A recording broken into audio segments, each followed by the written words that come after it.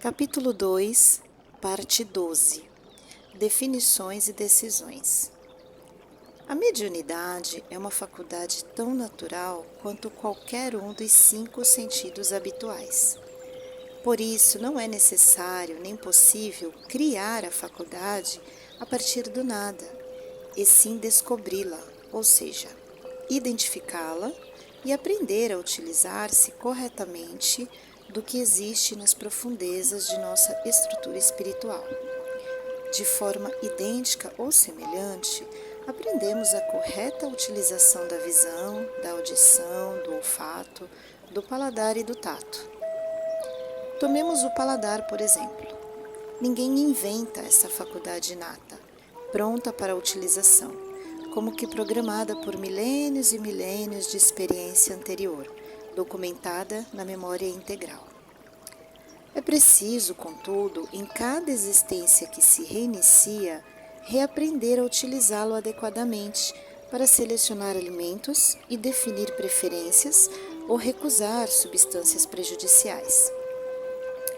Não se pode afirmar que o paladar está sendo desenvolvido, e sim que está sendo exercitado, para que dele se faça bom uso. Os primeiros anos de uma criança são praticamente destinados a um aprendizado sobre a melhor maneira de utilizar-se do seu corpo físico. É como um sofisticado aparelho vivo que acabamos de receber de uma loja, mas sem o respectivo manual de operação.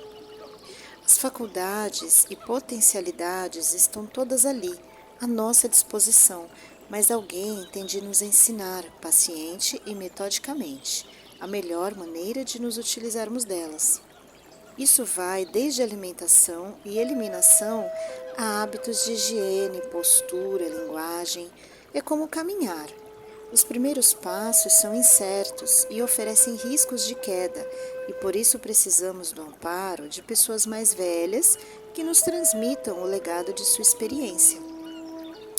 O principal obstáculo na fase inicial do treinamento mediúnico está na ânsia prematura de obter mensagens reveladoras antes de um claro entendimento do processo de suas dificuldades.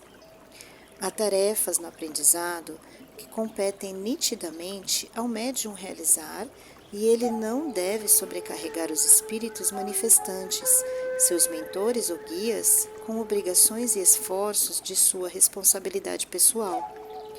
Mesmo porque, em geral, os primeiros espíritos que se aproximam de um médium iniciante são os de baixa condição, como assinalam os textos confiáveis de Kardec e de seus continuadores, especialmente nas manifestações que envolvam efeitos físicos, como o deslocamento de objetos, ruídos, combustão e outros.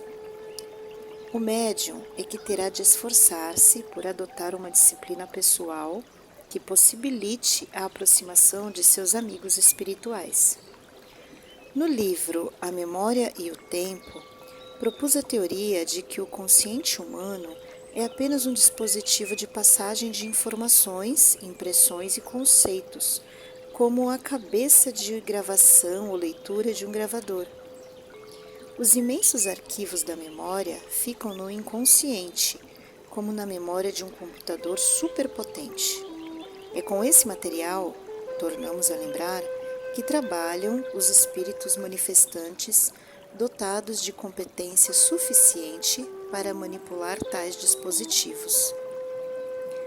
Por conseguinte, quanto mais rica a memória inconsciente, mais fácil o trabalho dos manifestantes, muito mais fácil do que se tiveram eles, e às vezes o fazem, de vestir os conceitos que desejam transmitir com seus próprios recursos, uma vez que não os encontram suficientes e adequados nos arquivos inconscientes do médium.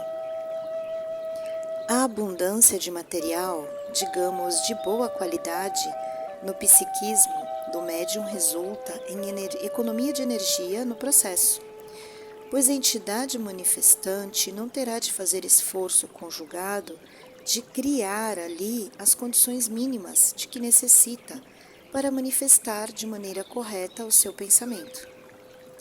O que nos parece um obstáculo facilmente superável, uma vez que muitos espíritos dispõem de incalculáveis recursos próprios, representa, na verdade, situações incontornáveis.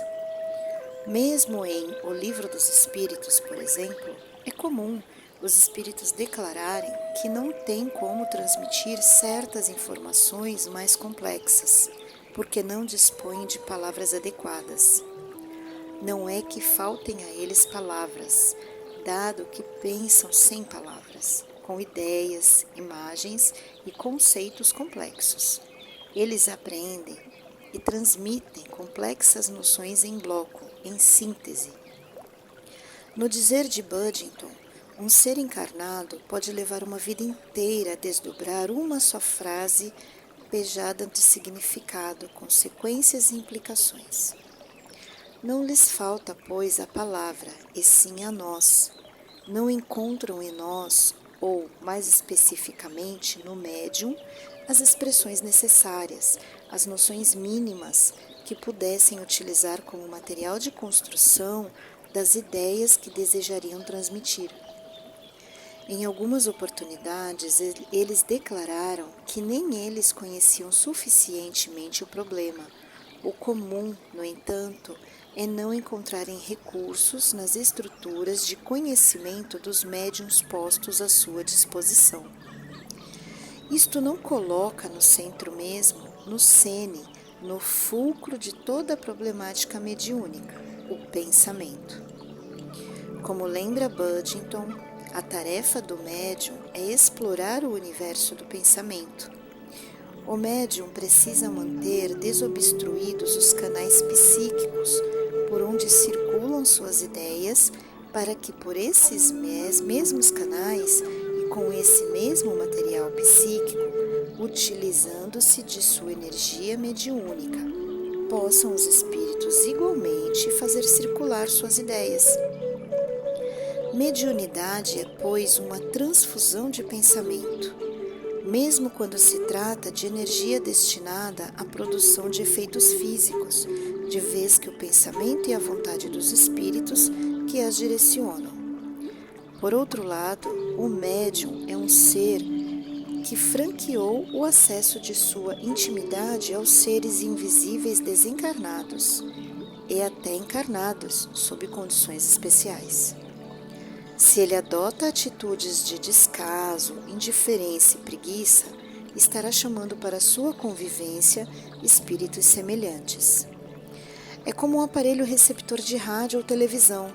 Captam a estação na qual se acham sintonizados e não as outras. Se a pessoa assediada por fenômenos insólitos deseja exercer a sério a mediunidade, precisa ela dedicar-se com seriedade. Atenção, seriedade e não fanatismo. Se deseja apenas uma distração para passar o tempo, um instrumento para fascinar plateias maravilhadas, é melhor dedicar-se a outra atividade. Terá, por certo, menos problemas e assumirá responsabilidades menos graves.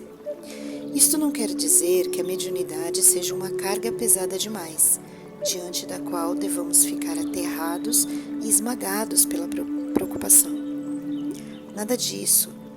É preciso, porém, que o médium incipiente esteja convicto de que é exatamente isso que ele deseja.